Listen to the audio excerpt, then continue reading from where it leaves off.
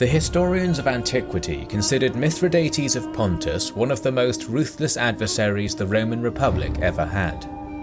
Rome and Pontus fought 3 wars known as the Mithridatic Wars in the first half of the 1st century BC. These conflicts not only killed hundreds of thousands, but also brought the end of republican rule closer. In this video, we will describe the first of these wars. The Kingdom of Pontus was one of the states formed during the Diadochi Wars. Its first king, Mithridates, wrestled away northern Cappadocia and eastern Paphlagonia from Antigonus and created the kingdom in 280 BC. Pontus managed to defend its initial territory and expanded to the north by conquering the Greek colonies along the Black Sea coast and part of Galatia in the first half of the 2nd century BC. By the end of the 2nd century BC, the Roman Republic had control over Greece and had established the provinces of Asia and Cilicia in Anatolia. Neighbouring Bithynia, Paphlagonia and Cappadocia became Roman client states. In 113 BC, Mithridates VI came to power. He was far more ambitious than his predecessors, and in the next 10 years took control of Colchis, won a war against the Scythians, and forced Bosporus to submit to his rule in exchange for protection against the nomads. Mithridates was eager to subjugate other kingdoms in Anatolia, and in 108 BC he allied himself with Bithynian king Nicomedes III and partitioned Paphlagonia. The Romans were fighting against the Cimbri and the Numidians, so they only sent an emissary, which was ignored by both kings.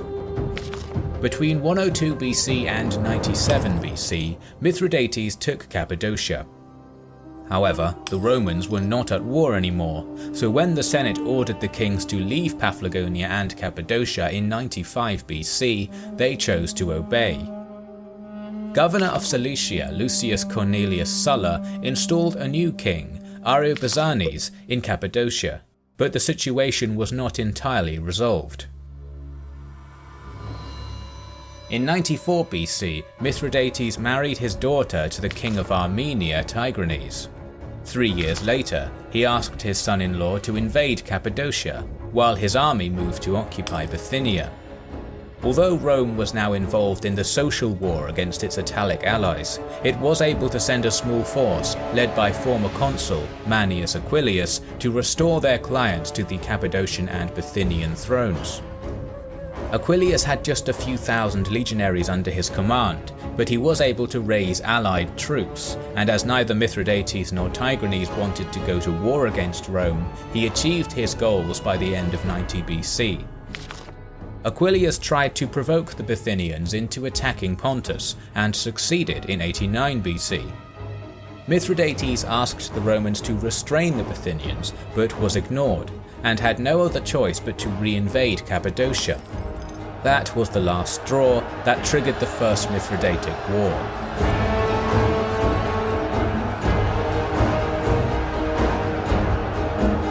The Romans had a single legion in the area, but they quickly raised 3 auxiliary armies that contained 40,000 warriors, and they were supported by 50,000 Bithynians of the king Nicomedes that were already in Paphlagonia. Mithridates had between 150 and 200,000 troops.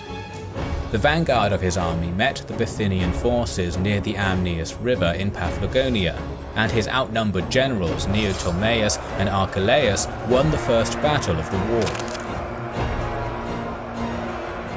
Only 20,000 Bithynian troops were able to retreat to the Roman positions. The Roman army now had more than 40,000 soldiers, but Mithridates' main force still outnumbered them at least 2 to 1. The Pontic king moved swiftly into Bithynia and easily defeated Aquilius in the Battle of Protopacium, killing half of his troops. The locals killed the legionaries and handed Aquilius to Mithridates, who executed him by pouring molten gold down his throat. The second Roman army, led by Cassius, was heavily outnumbered and retreated to the island of Rhodos under Pontic pressure. The Third Army tried to flee to the province of Asia and shelter behind the walls of Laodicea.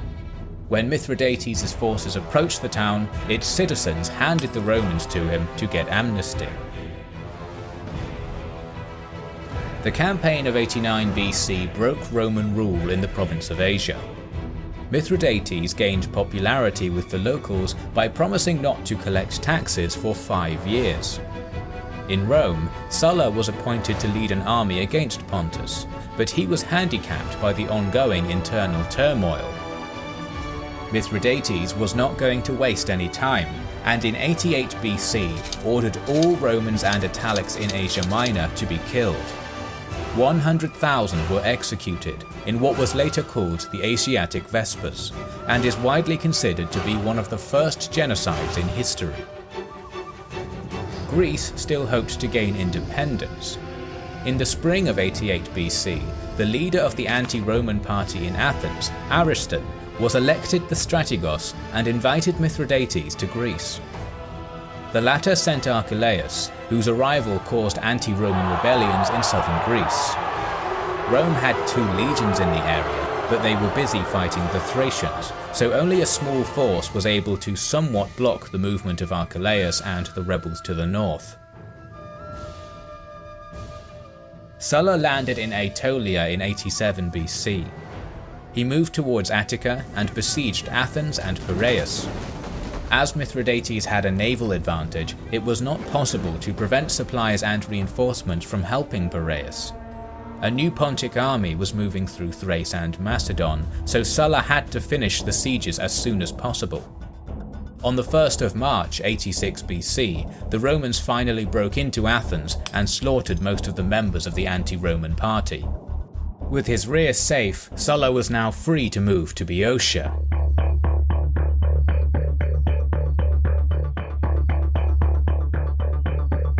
The 2 armies met near Chaeronea, where Philip II once put an end to the freedom of Greece. The Pontic army, led by Archelaus, had 70,000 troops. Among them were 30,000 infantrymen, 20,000 skirmishers from Asia, 15,000 Macedonian-style phalangists, 2,000 cavalrymen, and a few hundred chariots. Sulla had 6 legions under his command that amounted to 30,000 legionaries, 5,000 allied Greek infantry, and 2,000 cavalrymen, for a total of less than 40,000. Sulla's army was occupying a hill, and the 2 forces were divided by the river Cephissus. The Romans had an excellent defensive position, but their supply lines were susceptible to attack, as the narrow pass guarded by the old Acropolis could be quickly taken by the Pontic forces. Both generals attempted to take the Acropolis, but it was the Romans who succeeded, and they also blocked the Pontic units from taking Chaeronea from the west. Archelaus then tried to go for the city by moving around the nearby mountains and attacking from the north, but he was eventually blocked by the full force of Sulla's army. The armies were now facing each other. The Romans had the river Cephissus to their left, and their flank occupied Mount Thurium. The Pontic army positioned itself in a broader formation, with its right side threatening the Roman left with encirclement.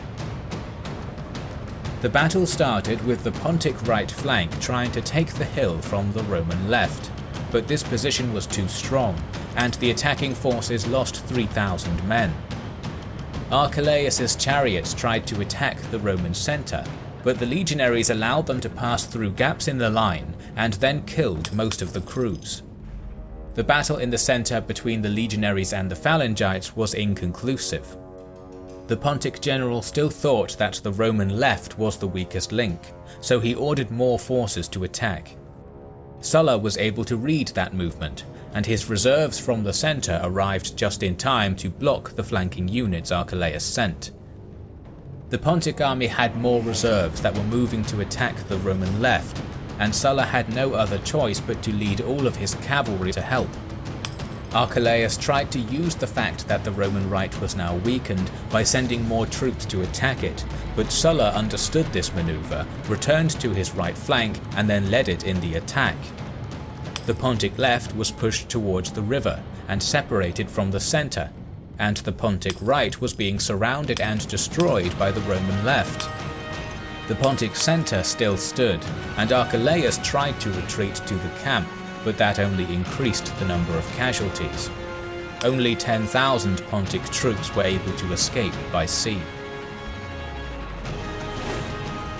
Sulla's situation was still precarious, as Archelaus received 80,000 reinforcements and Mithridates controlled the seas.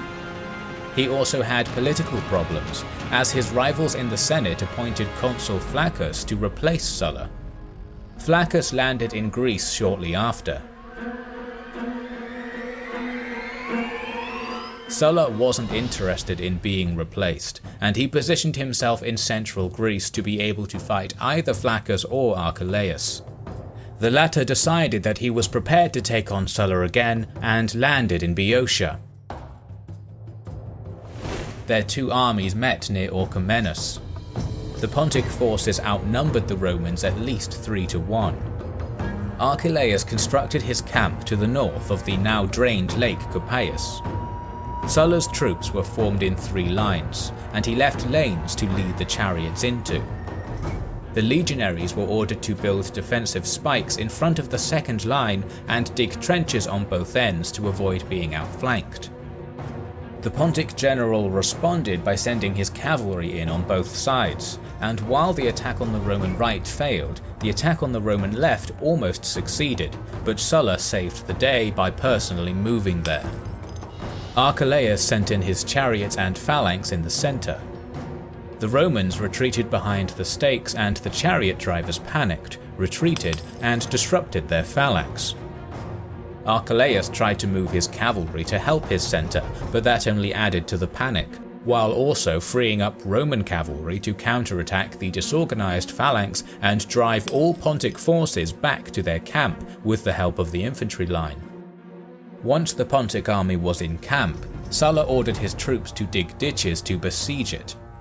His counterpart attempted to disrupt the Roman investment, but failed, and a later Roman assault took his camp.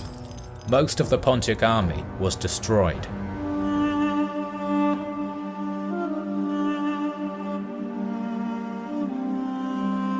Mithridates sued for peace, but Sulla's demands were too high. The defeats weakened Mithridates' hold over Anatolia, and many of his holdings rebelled. The Second Roman army, led by Flaccus, was moving through Thrace. Although the soldiers mutinied, killed Flaccus, and appointed Fimbria in his stead, the movement of this army into Asia Minor continued. The Pontic army sent against them was defeated. Mithridates had to sue for peace once again. The peace was signed at Dardanus in 85 BC. Mithridates had to give up all of his conquests in Asia Minor, along with 80 warships, and Pontus had to pay 3,000 talents of war indemnity. Sulla restored Roman rule in Asia, dealt with Fimbria, and in 84 BC returned to Italy to fight his political enemies. Mithridates would go on to fight 2 more wars against Rome, but that is a documentary for another day.